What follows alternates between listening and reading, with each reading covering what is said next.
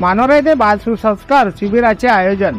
मानोरा येथील गोकुळनगरी सोमठाणा भागातील गोपाल खोडके यांच्या निवासस्थानी श्री गुरुदेव सेवा मंडळ मानोरा शाखेच्या वतीने दिनांक 25 मे ते 3 जून पर्यंत अनिवासी बाल सुसंस्कार शिबिराचे आयोजन करण्यात आले।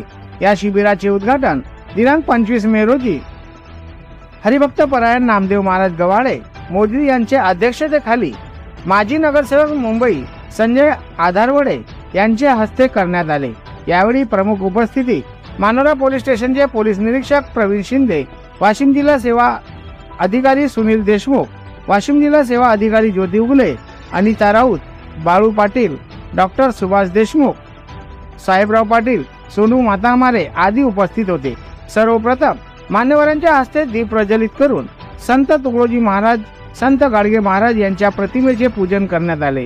राष्ट्रसंतांचे विचार घराघरात पोहोचावेत व बालकांवर चांगले संस्कार व्हावे याकरता सर्वांनी प्रयत्न करावेत असे आवाहन उपस्थित मान्यवरांनी यावेळी केले। गुरुदेव सेवा मंडळ मोजरी शाखा मानोराच्या वतीने या शिबिराचे आयोजन करण्यात आले। या शिबिरामध्ये 8 ते 14 वर्षे वयोगटातील बालकांना सकाळी 5:30 ते 11 व दुपारी 4 ते संध्याकाळी 7:30 पर्यंत दिनचर्या, संगीत, शारीरिक, बौद्धिक, ज्ञान, व्यसनमुक्ती, राष्ट्ररक्षण, थोरांचे चरित्र, योगासने, प्रार्थना याविषयी मार्गदर्शन करण्यात येत आहे।